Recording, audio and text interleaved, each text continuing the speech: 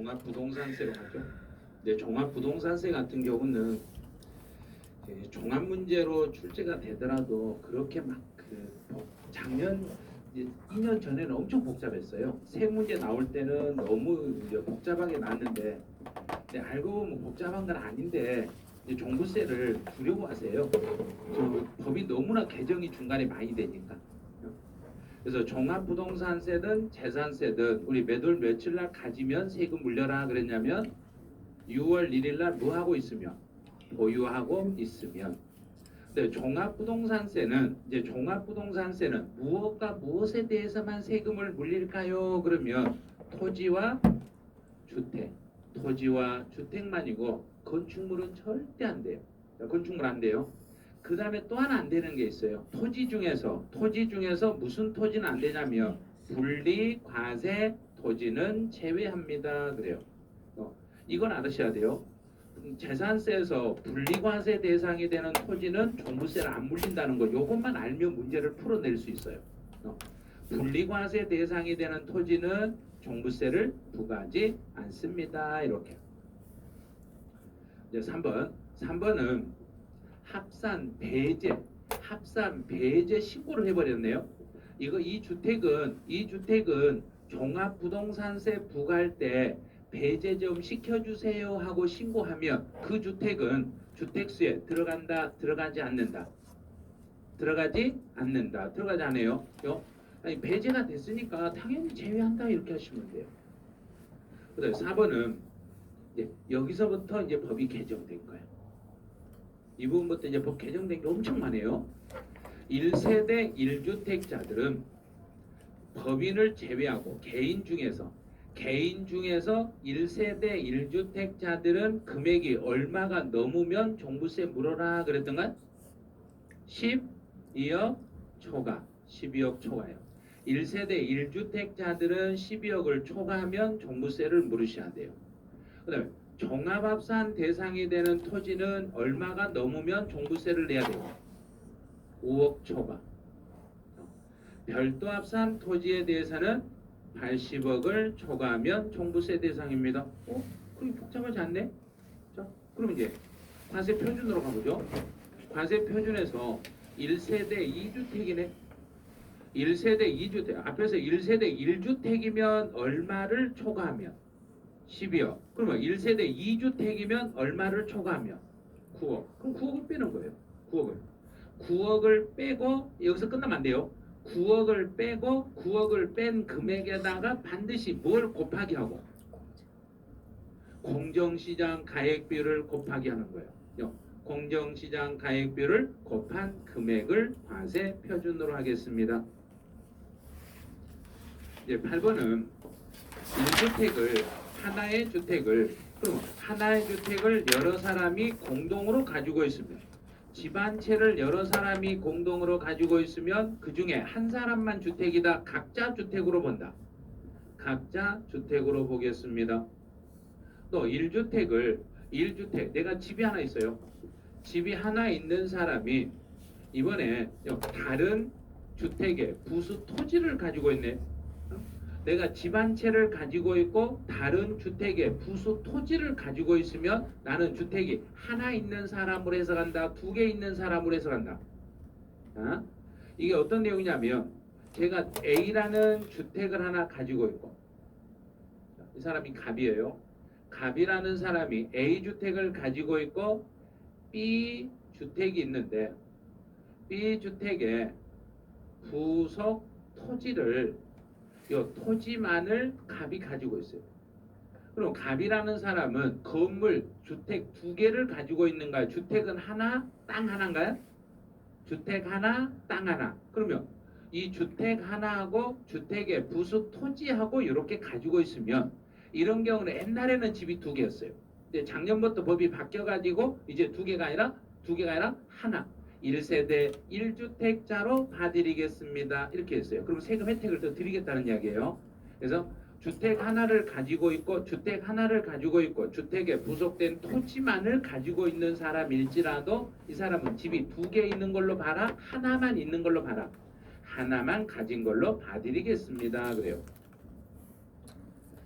10번은 주택을 제가 이제 이것도 올해 법 바뀌었어요. 주택 하나를 가지고 있고 상속을 받은 집이 있으며 상속받은 집이 있으며 상속받은 집은 상속받고 몇 년이 지나지 않았으면 자, 몇 년?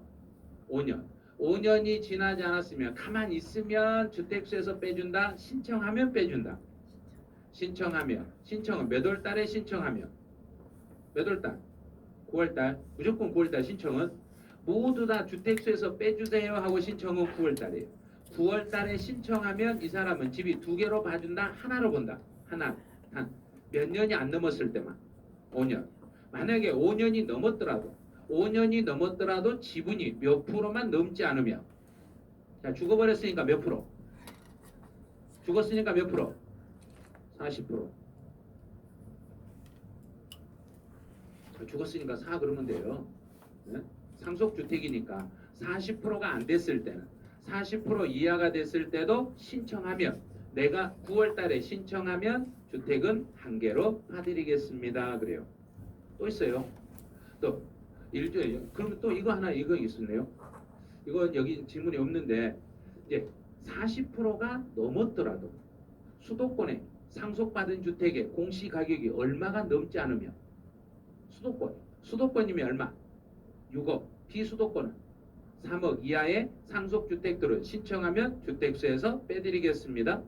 그럼 여기는 또 1세대 1주택자가 양도하기죠. 주택을 하나 가진 사람이 새로 집을 샀으면 새 집 사고 옛날 집을 몇 년 안에 팔면 되고 나 3년 안에 팔 거예요 하고 신청하면 주택이 몇 개로 본다? 하나. 무조건 3년이에요. 취득세든 종합부동산세든 양도소득세든 모두 다 3년으로 법이 바뀌었어요. 새 집 사고 옛날 집을 3년 안에만 판다고 하면은 1주택으로 봐가지고 1주택으로 봐서 세금을 계산해 드리겠습니다. 또 주택 하나를 가지고 있고 지방에 저가주택이 있네요. 여기서 지방의 저가주택이라는 것은 금액이 얼마가 안 된 지방의 저가주택이며 3억이 넘지 않는 지방의 저가주택이면은 이것도 신청을 하면 주택수에서 빼드리겠습니다. 그래요. 네, 14번은 여기는 요거 놓치면 안 돼요. 14번은 무조건 답으로 나오니까. 자, 14번은 수업 시간에 해석했던 거 그대로 한번 다시 한번 보여드릴게요. 네, 이제 주택을 하나를 가지고 있는데 이 주택의 전체 가액이 20억짜리라고 한번 예를 들어봐요. 20억짜리 주택을 가지고 있으면 이 주택에 대한 20억 전체에 대해서 재산세가 먼저 부과가 돼요. 재산세가 과세가 되고 만약 제가 1세대 1주택이라면 얼마가 넘으면 종부세가 나오는 거고 12억. 자, 여기가 12억이라고 봐요. 그러면 12억 초과분에 대해서는 종합부동산세가 다시 부과됩니다. 종부세가 또 과세가 돼요. 그러면 12억을 기점으로 해서 12억 기준으로 해서 재산세도 부과됐고 다시 또 종합부동산세도 부과돼 버리네. 그러면 12억 초과분에 대해서는 재산세나 종합부동산세가 이중으로 세금을 물린 것처럼 보이니까 이중으로 물렸다고 해야 된가? 이중으로 안 물렸다고 해야 된가? 이중으로 물렸다고 정부가 우리가 이중으로 물렸으니까 그렇게 아세요? 그래야 된가? 우리 이중으로 물린 거 아니에요? 그런가? 아니에요. 해명하죠. 이중으로 물린 거 아니라고요.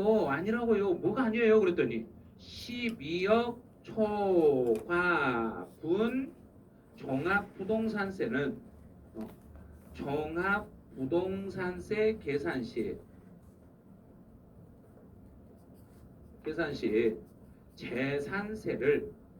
재산세를 공제해 드리겠습니다. 그러면 12억 초과분에 대한 종합부동산세를 계산할 때 이 12억 초과분에 대한 재산세는 그대로 놔두고 물린다, 빼고 물린다. 자, 뺀다. 여기서 뺄 때요. 가감 조정된 세율이 적용이 됐을 때는 그럼 지금 재산세를 여기서 낼 때 그 사람이 재산세를 낼 때 50% 범위 내에서 가감해가지고 재산세를 냈더라면 여기서 빼줄 때도 50% 범위 내에서 가감해서 냈던 재산세를 빼준다. 가감하기 전에 세금을 빼준다. 가감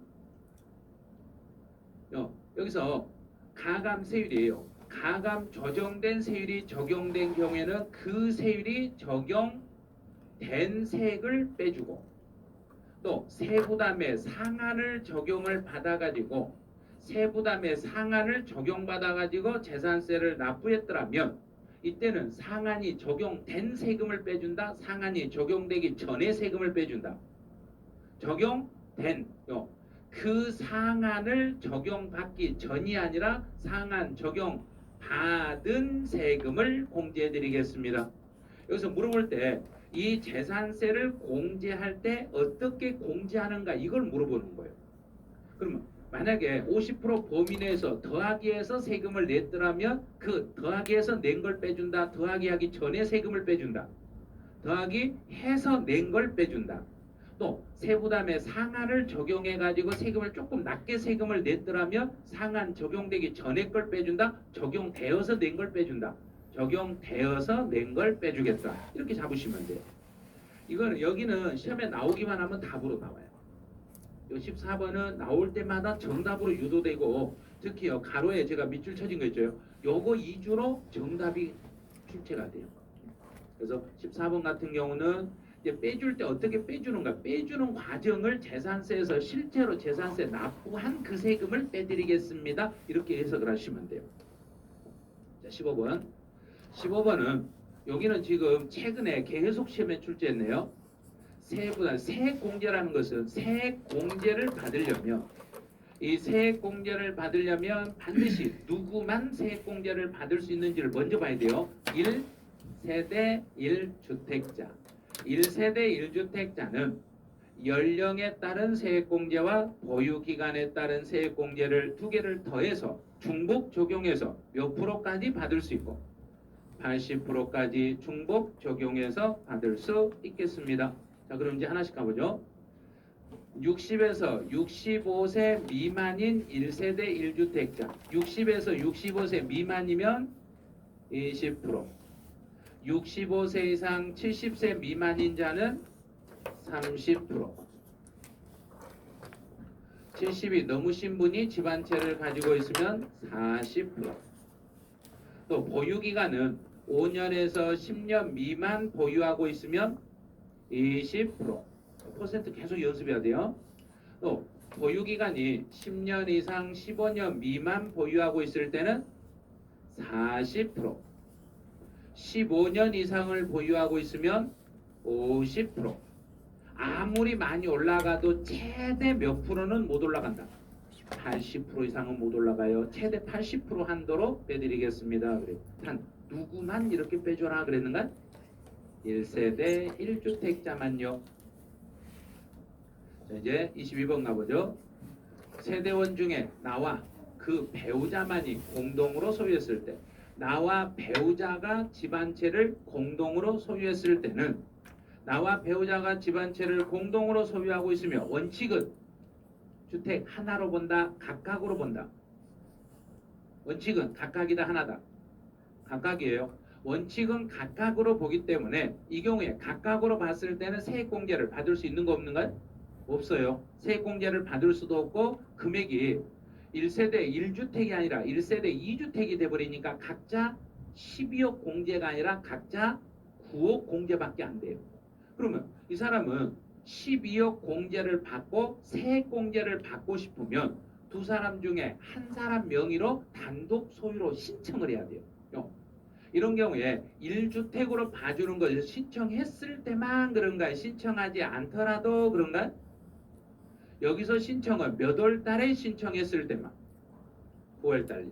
23번은 9월 달에 신청했을 때만 부부 중에 한 사람이 단독 소유인 것으로 봐드리겠습니다. 그래요. 24번 가보죠. 이제 세부담의 상한으로 가봐요. 토지 종합합산 토지든 별도합산 토지든 토지의 세부담의 상한은 100분의 150. 자, 25번 조심해야 돼요. 주택은 주택을 여러 개의 주택을 가지고 있어도 주택은 여러 개 주택을 가지고 있어도 종합부동산세에서 세부담의 상한은 주택은 무조건 100분의 150이에요. 100분의 150입니다. 단 법인이 소유하는 경우는 제외한다. 이 말은 법인들은 세부담의 상한을 적용한다, 적용하지 않는다. 적용하지 않는다. 여기는 안 한다요. 그런데 재산세에서 법인들이 주택을 가지고 있을 때는 금액에 관계없이 법인이 가지고 있는 재산세는 100분의 150. 종합부동산세에서는 법인들이 가지고 있는 주택은 세부담의 상한을 적용하지 않는다. 조심해야 돼요. 그래서 26번으로 가보죠. 26번은 이제 세부담의 상한을 적용할 때 제가 연도 중에 주택을 취득했으면 작년에 그 주택을 가지고 있었다고 해석한다. 가지고 있지 않았다고 해석한다. 가지고 있었다. 그러면 소유한 걸로 본다. 소유 안 한 걸로 본다. 소유한 걸로 봐가지고 세부담의 상한을 적용해 주시면 돼요. 27번부터는 납세 절차예요. 이제 종합부동산세 납세지는 종합부동산세는 국세네. 국세니까 어디를 납세지를 한다. 주소지. 만약에 주소지가 확인이 안 되면 거소지로 가면 돼요. 그럼 비거주자인 경우는 우리나라에 주소나 거소가 없으니까 원칙은 비거주자인 경우는 국내 사업장 소재지. 국내 사업장 소재지가 없으면 두 번째로 소득이 발생한 장소. 자, 이게 1번. 2번은 소득이 발생한 장소 2번. 만약에 소득이 발생한 장소도 확인이 안 되면 세 번째로 소득이 발생한 장소도 확인이 안 되면 세 번째는 어디를 납세지로 잡으면 되고 그 물건 소재지, 그 자산의 소재지예요. 그 자산의 소재지를 납세지로 이렇게 잡으시면 돼요. 순서를 잘 잡아야 돼요. 사업장, 국내 사업장이 있으면 사업장 소재지가 1번. 만약에 국내 사업장 소재지가 없으면 소득이 발생한 장소가 2번. 소득이 발생한 장소도 없으면 그 물건, 그 자산의 소재지를 3번 납세지로 이렇게 잡으시면 돼요. 29번 가보죠. 종합부동산세 원칙은 정부가 알아서 그런가 내가 알아서 그런가?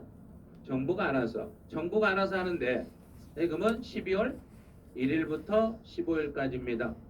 1일부터 15일까지인데 작년 시험은 30번을 정답으로 출제했어요. 그럼 고지서는 납부 개시 며칠 전에는 보내주면 되는데 5일 전에 보내는데 종합부동산세 고지서에는 주택에 대한 세금과 토지에 대한 세금이 구분 표시되어 있다. 구분 표시가 안 돼 있다. 구분 표시 되어 있다. 이거 잘 봐야 돼요. 주택과 토지로 구분한이에요. 작년 시험은 여기 구분이 아니라 합산한이라고 시험에 나와서 틀렸어요. 이걸 작년에 이걸 냈으면 올해는 여기를 내게 돼 있어요. 그래서 토지하고 주택에 대한 세금의 액수가 얼마씩인지 종합부동산세 보면 따로 구분이 돼 있다 안 돼 있다? 돼 있어요. 따로 돼 가지고 토탈 얼마 이렇게 돼 있어요. 그런데 고지서는 늦어도 납부 개시 5일 전까지는 발급하겠습니다. 31번 가보죠. 종합부동산세는 선택에 따라서 신고 납부할 수 있어요. 그럼 내가 선택해서 신고하면 내가 신고한 대로 확정은 된다 안 된다? 된다. 대신에 과소 신고해버리면 내가 신고를 좀 적게 신고하면 과소신고 가산세요. 과소 신고했을 때는 과소신고 가산세는 부과된다. 단 아예 신고 안 해버리면 아예 신고 안 했어요. 무신고. 아예 신고하지 않았을 때는 무신고 가산세는 부과하지 않는다. 왜냐하면 선택이니까 내가 아예 신고 안 하면 정부가 부과한 걸로 끝내기 때문에 무신고 가산세는 나올 수 없습니다. 32번은 물납이네요. 물납은 누구밖에 안 되니까 재산세밖에 안 되니까 종합부동산세는 물납할 수 없다. 무조건 안 돼요. 이제 분할납부. 종합부동산세 분할납부는 250만 원을 초과하고 250이 넘고 몇 개월 동안 분할할 수 있고 6개월 동안 분할합니다. 그런데 500만 원이 넘어버렸네. 자, 250이니까 500이 넘었어. 500이 넘었으면 얼마까지는 분할할 수 있다. 50% 이하의 금액을 분할할 수 있겠습니다. 자, 35번 또 났네요. 납부유예. 재산세 납부유예나 종부세 납부유예나 날짜는 똑같다고 그랬어요. 납부유예는 납부 마감 며칠 전. 이제 하셨네. 3일 전. 5일이 아니라 3일 전까지는 유예 신청을 해주시면 돼요. 자, 36번은 재산세가 비과세면 종합부동산세도 이를 뭐 하면 되고 준용한다. 준용한다 말은 네가 비과세면 나도 비과세고 네가 감면이면 나도 감면이다. 너 따라한다 이 말이에요. 종부세 끝났어요. 종부세 어렵지 않잖아요. 여기서 종부세 어렵지 않는 게 여기다가 그 밑에 47페이지 그 빈 공간에다가 여기다가 뭘 좀 하시냐면 세율 종합부동산세 세율을 거기다 메모를 좀 해보셔야 돼요. 자, 이제 종부세 종합부동산세 세율을 한번 볼게요.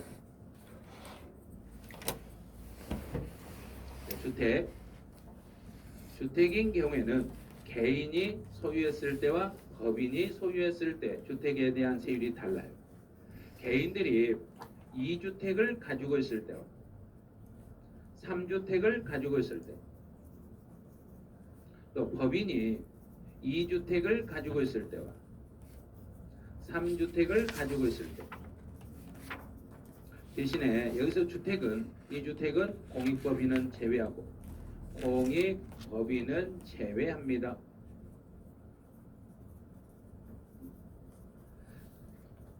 자, 개인들이 주택 2개를 가지고 있어. 종부세에서 개인들이 주택을 2개를 가지고 있으면 가장 낮은 세율은 0.5, 가장 높은 세율은 2.7.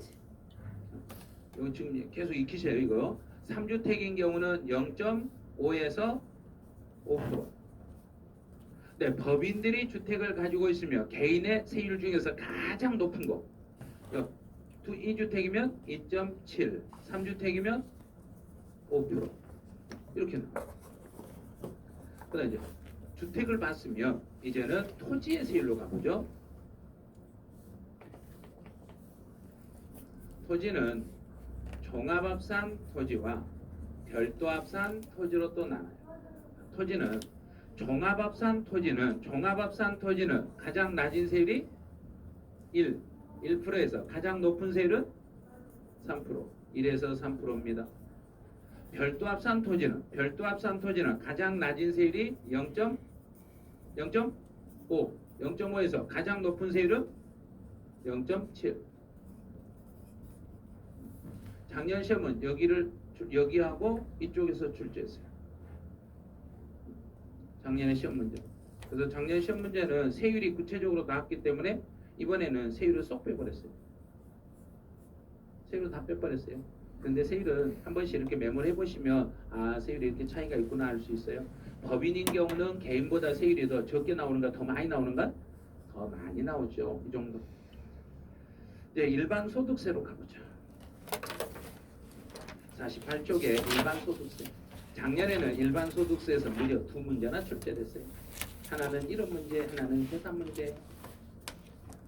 이게 이론도 나오고 계산 나오고 깜짝 놀랐어요. 계산도 나오고 이론도 돼버렸더라고요.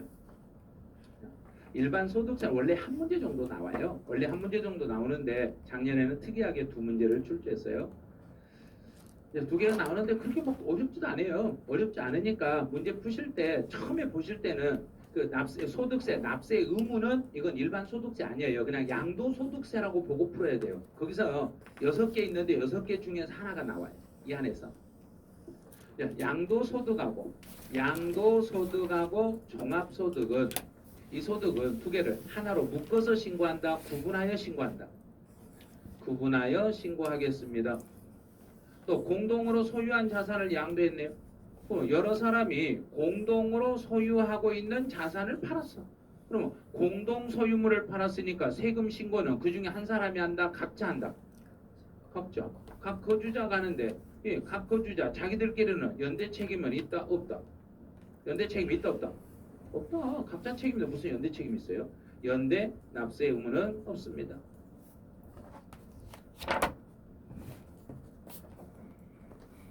공동소유자산을 양도했을 때는 각 거주자가 자기 지분대로 세금을 내면 되고 서로 간에는 연대 책임은 없습니다. 3번 누군가가 사망했네. 앞에서 그랬죠. 납세자가 사망하면 누군가가 사망하면 납세 의무는 소멸한다, 소멸하지 않는다. 소멸하지 않는다고 분명히 말했어요. 소멸하지 않으니까 누구에게 승계되고 상속인에게 승계되는데 상속인이 자기가 낼 소득과 사망자의 소득이 있으며 둘이 합쳐서 낸다, 구분해야 된다. 구분하여 세금을 신고하시면 돼요. 자, 신탁재산 나왔네요. 신탁재산에서 기속되는 소득이 있으며 신탁재산에 기속되는 소득이 있으며 누군가에게 내가 맡겨놓은 재산에서 소득이 발생이 되면 이 소득에 대해서는 그걸 가져간 사람이 있으면 수익자가 세금을 내는 거고, 만약에 수익자가 챙겨가놓고 수익자가 사망하면 그 수익자의 상속인이 내면 되고, 수익자가 특별히 정해지지 않았다, 수익자가 따로 정해지지 않았으면 그 물건의 원래 주인이 누구니까? 위탁자니까 위탁자를 납세음자로. 그래서 만약에 수익자가 지정이 되어 있으면 누구에게 물리면 되고, 수익자에게 물리면 되고, 수익자가 따로 지정된 게 없으면 누구한테 물리면 되고, 위탁자에게 물리시면 됩니다. 이제 5번 같은 경우에 5번은 배우자 나왔네요. 배우자요. 배우자에게 증여해가지고 증여받은 배우자 나왔네요. 이 배우자가 증여를 받은 것을 이걸 이월과세라고 해요. 이월과세라는 말이 나오면 배우자라고 나오면 무조건 배우자는 인정한다, 인정하지 않는다. 인정한다. 인정 안 하신다는 말은 있는 것 같네요. 증여 인정. 배우자란 말만 나오면 그냥 인정이다. 인정한다 그랬으니까 납세 의무자는 증여 한 사람에게 물린다, 증여 받은 사람에게 물린다. 증여 인정했으니까 증여 받은 배우자를 납세 의무자라 하고, 이거는 증여를 인정했으니까 증여한 사람에게는 책임을 묻는다, 묻지 않는다. 서로 간에 연대 납세 의무는 없다. 연대 책임은 없습니다. 그래요. 자, 6번이 요게 이제 작년에 시험에 나왔던 문제예요. 특수관계인 나오면 특수관계인이라고 딱 뜨면 순간 증여를 인정한다, 증여를 부인한다. 증여를 부인해버렸네요. 증여를 부인했으니까 납세 의무자는 증여 받은 사람으로 본다, 증여한 사람으로 본다. 증여한 사람을 누구라 하는가요? 증여자. 그러면 증여자인데 특수관계인과 나쁜 짓을 같이 했으니까 증여자와 수증자는 증여자와 무슨 책임이 있고? 연대 책임이 있습니다. 또 나쁜 짓 같이 했으니까 연대 책임은 존재하겠습니다. 그래요. 납세 의무자는 이 안에서 나오는데 여기 딱 하나만 더 보시면 돼요. 어떤 게 있냐면 거주자와 비거주자 구분할 줄만 알면 돼요. 거주자는 국내 것, 국외 것 모든 소득에 대해서 납세 의무를 지고, 비거주자는 국내 소득에 대해서만 납세 의무를 지는데, 거주자일지라도 외국에 있는 자산을 양도했을 때는 우리나라에 몇 년 살았던 사람만 세금을 낸다. 5년 이상 살았던, 거기까지만 해석하시면 납세 의무자는 다 풀 수 있어요. 어떤 문제 나도 다 풀 수 있어요. 근데 이번에 그 공무원 학생들 시험에서는 진짜 해도 너무하게 문제를 낸 적이 있어요. 그래서 거주자의 개념을 물어보면서 우리나라에 주소를 두고 있는 사람, 또는 우리나라에 주소를 두거나 우리나라의 국내 182일 거소를 둔 자를 거주자라 한다. 왜 틀렸는가? 180? 네. 그런데 그 시험에 132일이라고 돼. 182일이라고 돼놨어요. 야, 참 그 출제위원 해도 너무한 거죠. 그거. 왕 뭔가요? 뭐냐? 예? 발음을 제가 못하겠어요. 왕이 이렇게 되고. 예, 진짜로 그래. 너무했어요. 182일이라고 써놨어요. 예? 183일인데 182일이라고 써놨어요. 자, 이제 요 지문은 지금 여기하고 관련된 내용은 또 이제 다른 시험에서도 여기서도 정답이 나오면 무조건 정답은 2번이 요게 나와요. 공익사업과 관련하면 무조건 무슨 소득이다? 기타 소득. 공익사업을 제외한 나머지는 모두 무슨 소득? 이렇게 풀면 돼요. 누군가에게 권리를 대의하고 받는 건 사업소득인데 공익사업과 관련된 것만 기타 소득. 근데 공익사업이 사업소득이라고 이렇게 내는 수가 있어요. 근데 그걸 다른 시험에서 출제해가지고 정답으로 나왔었는데 그 문제가 시험 보기도 전에 임기훈 선생님이 모의고사를 냈는데 똑같은 문제를 답으로 내놨어요. 4월 달에 공익사업이 기타소득이 아니라 사업소득이라고 내놨었잖아요. 정답이 기타소득인데요. 똑같아요. 그러니까 출제위원들마다 여기서 낼 게 공익사업은 반드시 사업소득이라고 해요. 그럼 사업소득이 아니라 공익사업은 기타소득입니다. 이런 식으로. 3번처럼 공공요금 납부액을 초과해서 더 받아버렸네요. 그럼 공공요금 납부액을 세입자에게 집주인이 더 초과해서 더 받았어요. 초과해서 받았으니까 세입자에게 집주인이 뭐 더 받은 걸로 보면 되고, 임대료 더 받았으니까 총 수익 금액에 산입한다, 산입하지 않는다. 산입한다. 이 말은 곧 과세한다. 더 받은 부분에 대해서는 소득세로 과세버리겠습니다. 그 말이에요. 네, 4번은 하나의 주택. 이거 어제도 질문 들어왔던데. 1개의 주택을 소유하는 자. 주택 한 개의 주택을 가진 사람이, 요 끝에 잘 봐야 돼요. 임대료 소득은 주택 하나만 있는 사람은 임대료 소득은 원칙은 과세한다, 과세하지 않는다. 임대료는 과세하지 않아요. 한 개 가지고 있는 사람에게는 과세하지 않는데, 단 예외적으로 고가주택이라면 과세 안 한다? 한다. 여기서 고가주택은 기준시가로 올해부터 법이 개정이 돼가지고 얼마 초과로 바뀌었다? 12억 초과로. 이게 개정이 돼서 이렇게 바뀐 거예요. 작년까지는 9억이었어요. 12억을 초과하는 주택은 한 개 있을지라도 과세한다. 또 6번은 외국에 있는 주택은 주택으로 봐라, 상가로 봐라. 상가로 보니까 무조건 주택수하고 상관없이 무조건 과세한다. 외국에 있는 건 무조건 과세한다. 네, 7번은 다가구 주택은 1개의 주택으로 보되, 다가구예요. 다가구 주택은 한 개로 보되 구분 등기가 되어 있으면 그때는 각각을 주택으로 봐드리겠습니다. 이제 8번은 좀 조심해야 돼요. 내가 임차나 전세받은 주택을 전대하거나 전전세, 그럼 내가 남의 집을 빌려가지고 빌린 집을 또 누군가에게 빌려주고 임대료를 받게 되면 그 임차인은 내가 남의 집을 가지고 다시 임대 내주고 임대료를 받으며 그것도 주택수에 들어간다, 안 들어간다? 들어가는 거예요. 주택수로 계산하는 거예요. 왜냐하면 내가 임대료를 받은 집이기 때문에 주택수에 포함하겠습니다. 그래요. 네, 9번은 주택 임대에서 비과세 여부를 따질 때 주택수는 나와 배우자가 그랬네요. 나와 배우자는 주택수를 합산하여 비과세 여부를 판단한다. 따로따로 판단한다. 나와 배우자는 합산하여. 배우자는 합산하고 배우자를 제외한 나머지 가족은 합산한다. 합산하지 않는다. 합산하지 않아요. 나와 배우자만 합산하여 계산하는 거예요. 오로지 나와 배우자, 나와 내 부모와 자녀는 합산하지 않아요. 이제 10번 앞에다 주의하고 다녔어요. 이거 어제도 질문 들었어요. 지금까지 저 10번만 질문이 아마 20몇 번 들었어요. 다 헷갈린다는 이야기예요. 누구든지 지금 20번 헷갈리고 있다는 이야기예요. 근데 말만 안 해서 그렇지 다 헷갈리고 있어요 지금. 네? 어떤 내용이냐면 여기는 전세 보증금이에요. 전세 보증금에 대해서는 3주택 이상이 돼야 되고 플러스 보증금이 3억 원을 초과해야만 간주 임대료를 계산하는 거예요.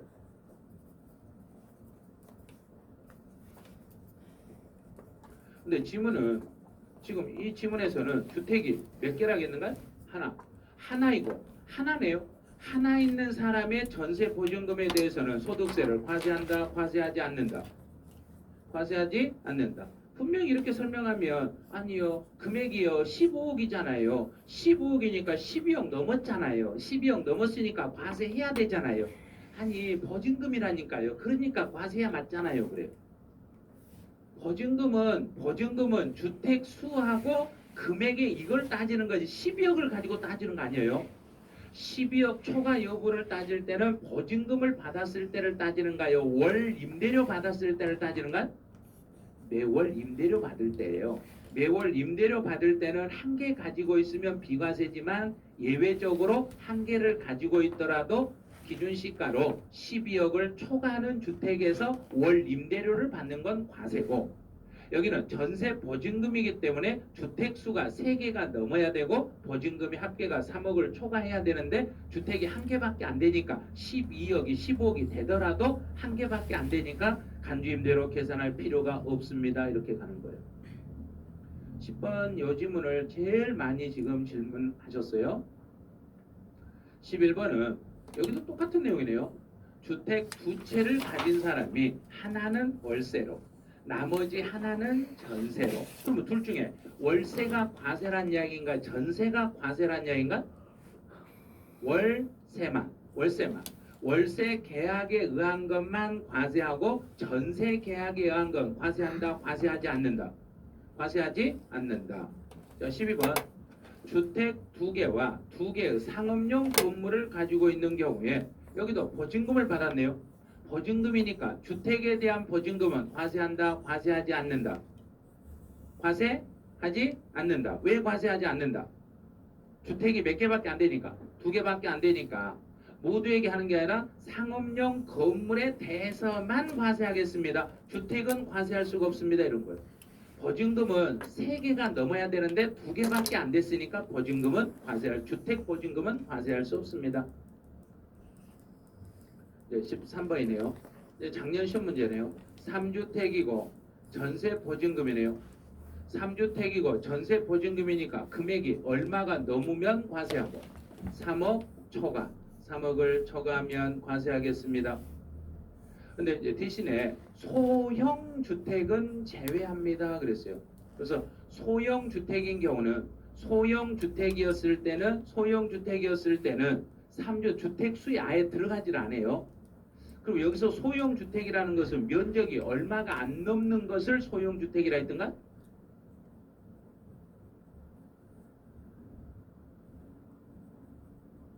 어떤 분은 40, 어떤 분은 60 막 그러네요. 그러니까 지금 제가 대답을 못 하는 거예요. 자, 금액은 기준시가 얼마가 안 된 집이 소형주택이다. 또 어떤 분은 1억이라 어떤 분은 2억이라 하네요.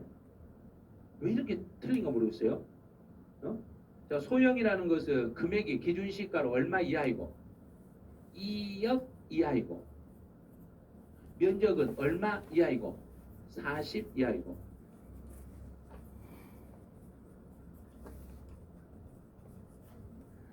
아니 몇 년 전에 60이었어요.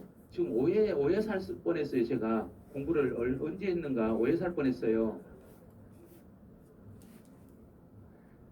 몇 년 전에 60이었다니까. 몇 년 전에 공법에서 그래 잘못한 거예요. 지금 세법하고 달라요. 세법하고 여기서 소형주택은 면적은 40도 안 되고 기준시가로 2억이 넘지 않고 그런 요게 소형주택이 작년에 이미 시험에 출제됐어. 그래서 올해는 뺀 거예요. 작년에 이미 시험에 나와버렸기 때문에. 그다음에 14번 같은 경우는 이제 주택 임대, 주거용 건물 임대에서 발생한 수익 금액이 주택에서 발생한 게 얼마가 채 안 됐을 때는 분리과세를 선택할 수 있어요. 그렇던가? 1000 이하든가 2000 이하든가? 2000 이하였을 때는 분리과세를 선택할 수 있겠습니다. 15번하고 16번은 요거 두 개 앞으로 비교하세요. 자, 15번, 16번 앞으로 묶어서 비교해 놓으세요. 이건 세금 계산할 때 필요한 것이라 우리 시험 볼 때는 이게 나오면 상당히 어려워요. 자, 15번은 등록. 자, 등록 임대주택인 경우에 여기서 등록 임대주택이라는 이야기는 정부가 등록 좀 해주라. 그래서 정부의 말을 잘 들었다는 이야기인가 잘 안 들었다는 이야기인가? 잘 들었다는 이야기예요. 잘 들었으니까 비용도 많이 빼준다, 조금 빼준다. 많이 빼준다. 그래서 둘 중에 많이 빼주니까 60%를 비용으로 빼줘요. 총 수익 금액의 60%를 필요 경비로 빼주고 나서 그러고 나서 또 뒤에 가서 금액을 더 추가로 얼마를 빼주냐면 추가로 더 적게 빼준다, 많이 빼준다. 얼마 빼준다? 400만 원을 추가로 더 빼줘요. 그다음 16번은 이제 미등록이네요. 미등록 임대주택이라 했으니까 이거는 이 사람은 말을 잘 들었는가 말을 잘 안 들었는가요? 말 잘 안 들었죠. 말을 잘 안 들었으니까 필요 경비는 전체 60이 아니라 몇 프로밖에 안 빼준다. 50%만 빼주고 또 뒤에서 빼줄 때도 많이 빼준다. 조금밖에 안 빼준다. 조금 얼마만 빼준다. 200만 원밖에 안 빼드리겠습니다. 그래요. 그 두 개를 비교해서 정리를 하셔야 돼요. 17번은 결손금이 나왔네요. 결손금은 시험 볼 때마다 출제. 여기는 결손금. 결손이라는 것은 손해본 건데 1년 동안 우리 소득세 신고할 때는 그때 신고하든가 1년치를 신고하든가 1년치를 신고하니까 어디서는 이익을 보고 어디서는 손해를 봤으면 서로 통사는 가능하다 불가능하다. 가능하죠. 가능한데 단 주의할 게 주거용 건물 임대에서 발생한 결손금은 주택용. 이 결손금은 두 개로 나눠요. 주택에서 결손금이 발생이 됐을 때와 상가에서 결손금이 발생이 됐을 때 둘로 나눠요. 그래서 주택에서 결손금이 발생이 됐을 때는 다른 종합소득과 공제가 가능합니다. 상가에서는 공제가 불가능합니다. 그래요. 주택에서 결손금이 발생이 됐을 때는 다른 종합소득 금액에서 공제할 수 있어요. 주택이니까 가능해요. 만약에 상가에서 발생한 결손금이라면 다른 종합소득과 공제가 가능하다 불가능하다. 불가능합니다. 이래요. 자, 여기까지 해서 임대소득이 끝나요. 이제 양도소득으로 가네요. 양도소득세는 어쩔 때는 5문제, 어떨 때는 6문제 나와요. 근데 시험 문제 나오면 양도소득세에서는 무조건 계산 문제 하나가 나오네요. 올해도 계산 문제 하나 나오고 이번 달 모의고사부터 계산 문제가 나오기 시작할 거예요. 해도 너무하네요. 이 말이 나올 거예요.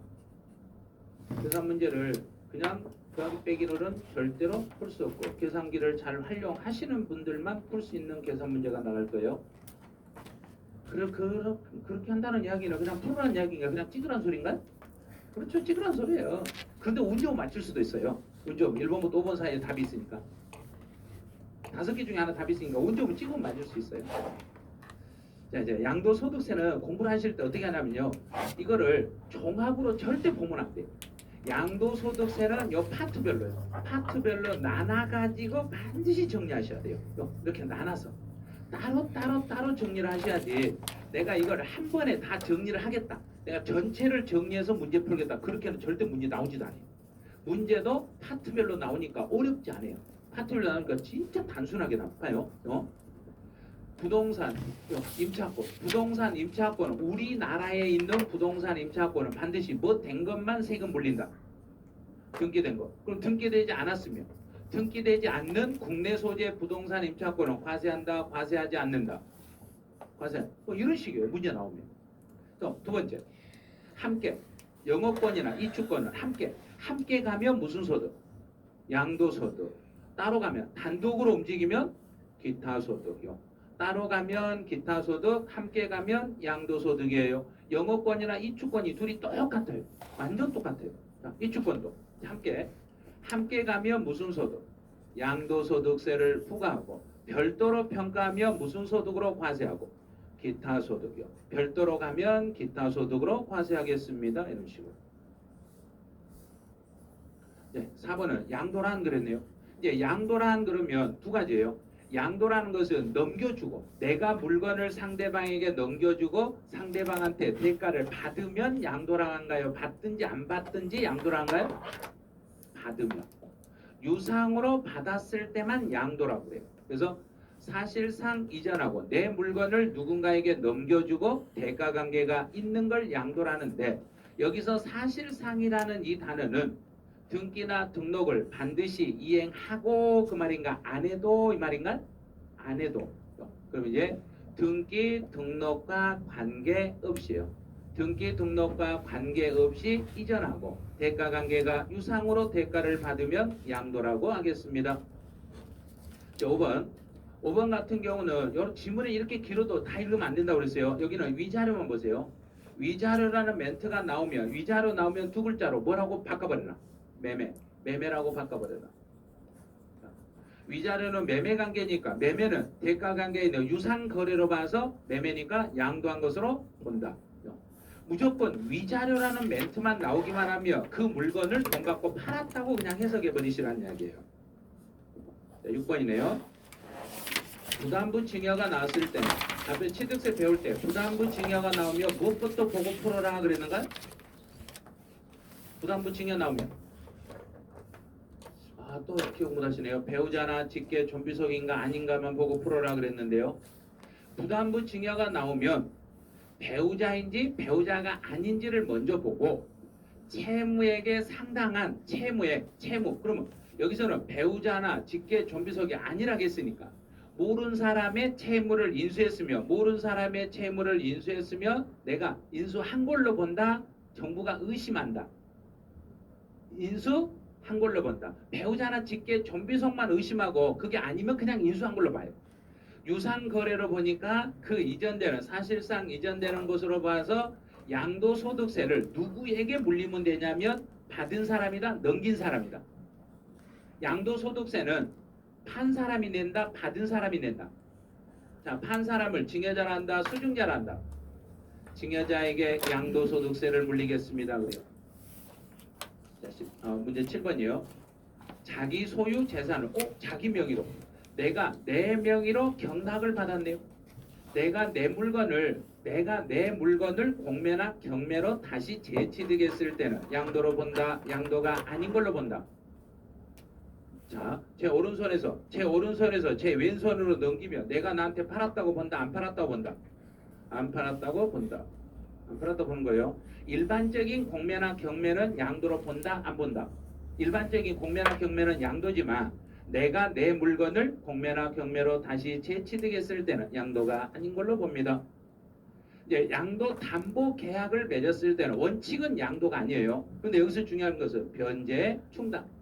변제 충당이라는 것은 소유권 이미 넘어갔다, 안 넘어갔다? 넘어갔다. 이미 넘어갔으니까 양도한 것으로 본다. 양도한 것으로 본다. 또 환지 처분으로 인하여 지목이나 지번이 변경이 되거나 보류주로 충당하는 것을 너는 양도한 것으로 본다, 양도가 아닌 걸로 본다. 양도 아닌 것으로 본다. 이런 건 양도가 될 수가 없어요. 그다음 10번은 지분 변경 없이 단순히 재분할했습니다. 지분 변경 없이 단순히 재분할하는 것은 양도다, 양도가 아니다. 양도가 아니다. 네, 재산분할은 양도소득세에서는 주는 사람 쪽에서 분석해라, 받는 사람 쪽에서 분석해라. 자, 재산분할은 양도소득세니까 주는 사람 쪽에서 분석한다, 받는 사람 쪽에서 분석한다. 주는 사람은 돈 받고 팔았다, 그 사람 거 돌려줬다. 그 사람 거 돌려줬으니까 양도다, 양도가 아니다. 양도가 아니다. 복잡하지 않아요, 이런 건.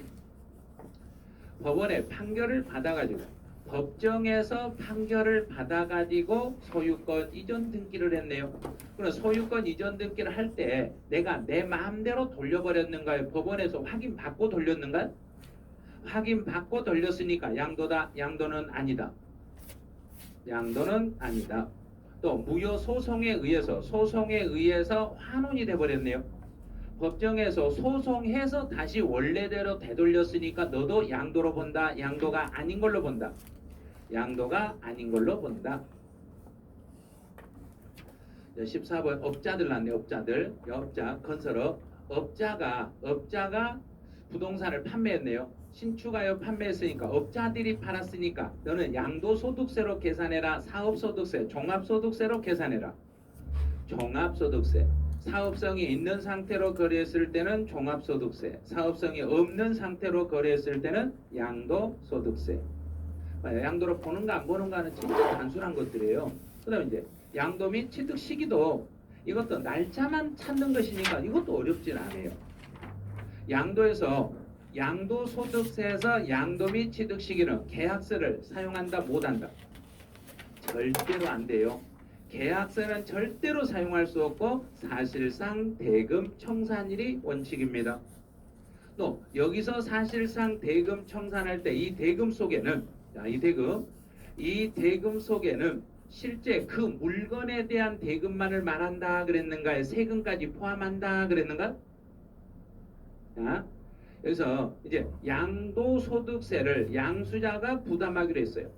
양도소득세를 양수자가 부담하기로 했더라도 그 대금 속에는 양도소득세를 포함해서 대금을 청산한다, 제외하고 대금을 청산한다. 제외하고. 여기서 대금이라는 게 그 물건에 대한 대금만을 말하는 거지 세금까지 포함하는 개념이 아니에요. 물건에 대한 대금이기 때문에 양도소득세를 빼고 그 물건 값만이 청산되면은 청산된 걸로 보겠습니다. 잘 이해가 안 되신 분은 요 2번에다가 주의 표시해 놓고 자꾸 이걸 익히셔야 돼요. 자, 2번은 자꾸 익히셔야 돼요. 많이 틀리실 수 있으니까 2번 같은 건 자꾸 익혀주세요. 이거는. 이제 3번은 대금 청산일이 분명하지 않더라도 계약서로 가면 된다 안 된다? 절대 안 된다고 그랬어요. 계약서는 절대 안 되고 등기 접수일로 바로 가는 거예요. 그러면 대금을 청산하기 전에 등기를 했으면 두 개를 이렇게 비교했네요. 대금 청산이라고 등기를 서로 비교했을 때는 둘 중에 무슨 날로 가면 되고 둘 중에 빠른 날로 갑니다. 그 중에 빠른 날로 가니까 대금을 청산하기 전에 등기를 했으니까 누가 더 빠르다고 본다. 등기 접수일이 빨랐으니까 등기 접수일로 갑니다. 이제 5번은 장기 할부 조건이네요. 장기 할부 조건이 나오면 무조건 문제 풀 때 몇 개를 생각해라 그랬는가? 3개. 3개 있는 거 봐보죠. 3개 있는 것이 몇 번에가 3개 들어있는가? 2번에가 들어있네요. 1개, 2개, 3개 중에 빠른 날 끝. 이런 식으로. 시험제 나오면 또 이렇게 나와요. 대금을 청산한 날과 대가의 부분을 받기로 한 날 막 이런 식으로 써놔요. 2개밖에 없잖아요. 2개밖에 없으니까 틀린 거예요. 셋 중에 빠른 날입니다. 이러면 돼요. 자기가 건설한 건축물이다. 내가 건물을 건축했을 때는 정부에게 뭐 받으면 되겠는가? 사용 승인. 사용 승인을 받은 날. 그럼 사용 승인서 교부한 날. 만약에 사용 승인을 안 받고 들어가 버리면 그때는 무슨 날 그랬는가? 사실상 사용일. 내가 안 받고 가면 사실상 사용일. 상속은 상속 개시일. 증여. 증여를 받았을 때는 무슨 날로 가면 되고 증여 받은 날. 계약서는 절대 쓰면 안 된다고 그랬어요. 증여를 받은 날. 또 10번처럼 앞에가 완성이라는 이런 멘트가 나오면 중간에 읽지 마시고 끝에 가서 무슨 날 그랬는가? 완성된 날. 완성된 끝에 그냥 그대로 가면 완성 그대로 읽어버리면 돼요. 완성된 날. 또 확정 나오면 확정된 날. 이런 식으로. 11번 한지 처분으로 취득한 토지에 대해서는 아무 말이 없으면 면적이 증가되지 않았다. 아무 말이 없으면 면적이 증가되지 않았으니까 환지로 받은 시점에서는 새로운 거래가 아니다. 거래가 아니기 때문에 이런 물건을 나중에 팔았을 때 취득의 시기는 환지 전 토지 취득일로 가겠습니다. 환지하기 전에 토지를 취득한 날로 가면 돼요. 이제 12번처럼 권리의 면적이 증가나 감소해 버렸네요. 면적이 증가가 됐어요. 그러면 옛날 면적보다 증가됐으니까 증가된 면적은 옛날에 있었던 일인가 지금 있었던 일인가? 지금 이런 일이 생겼어요. 이런 일이 있어요 하고 게시판에다 뭐 해주면 되고 공고나 고시가 나오면 반드시 그날부터 력이다 다음 날부터 력이다. 언제나 공고가 나오면 뒤에는 다음 날이 따라 붙어야 돼요. 공고가 딱 나오는 순간 공고한 날에 다음 날부터 효력이 발생합니다. 13번에서 점유, 이거 양도소득세하고 취득세 구분하라고 했죠. 점유로 취득했을 때 취득세에서는 무슨 날 그랬는가? 등기일. 취득세는 등기일. 양도소득세는 점유를 개시한 날. 그래서 이 점유 취득이 이렇게 나오면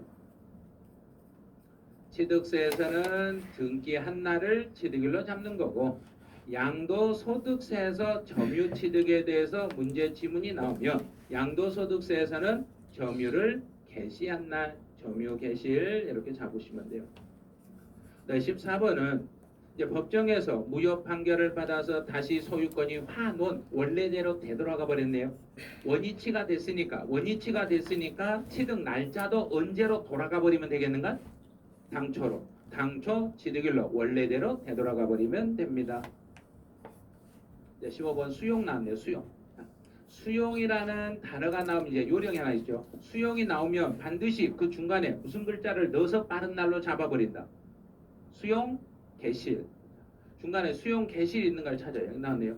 수용 개시일을 넣어가지고 그 중에 빠른 날 그랬으니까 1번을 이렇게 답을 하시면 돼요. 그래서 무조건 수용이라는 단어가 앞에 보이면 수용 개시일을 넣어가지고 그 중에 더 빠른 날 개념으로 가면 돼요. 16번 요거 조심하셔야 돼요. 이 사례 나왔을 때 많은 분이 틀리게 돼 있어요. 16번은 다시 이제 취득세에서 했던 거하고 똑같이 볼게요. 잔금을 지급을 하고 나중에 허가가 떨어졌어요.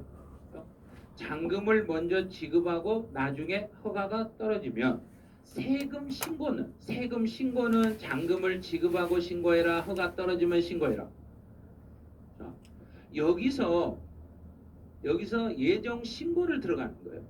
예정 신고가 허가 받고 나서 예정 신고하는 거예요. 그럼 소유권이 움직이는 것은 허가가 떨어지면 소유권이 움직인다. 잔금을 지급하면 소유권이 움직인다. 자, 여기서 소유권이 움직이는 거예요. 소유권 이전은 잔금을 지급하면 여기서 소유권이 움직이는 거예요. 그러면 양도 시기는 소유권이 이전되는 걸 물어보고 있는가요? 세금 신고 날짜를 물어보고 있는가요? 소유권 이전 양도 시기니까 언제 소유권을 넘겨줄 거예요? 언제 소유권을 넘겨줄 거예요? 그랬으니까 잔금 받고요 그래야 된가요? 허가 떨어지면요 그래야 된가? 잔금 받고요. 그러면 잔금날이 언제인가 보죠. 잔금날은 2월 28일. 2월 28일 날 이날을 양도 날짜로 잡으시면 되겠습니다. 그래요. 여기까지 해서 양도 시기까지가 끝나요. 자, 그럼 이제 또 잠깐 쉬었다 가야 돼요. 이제 여기서 잠깐 쉬면 이게 마지막 시간이에요. 마지막 쉬었다 가는 시간인데 뒤에 할 때 약간 힘들 수 있어요. 뒤에가 약간 힘들 수 있으니까 쉬는 시간 10분 동안 정확히 쉬고 있어야 돼요. 잘 쉬어 놓으셔야 돼요. 10분 동안 잘 쉬어 놓으시기 바라네요.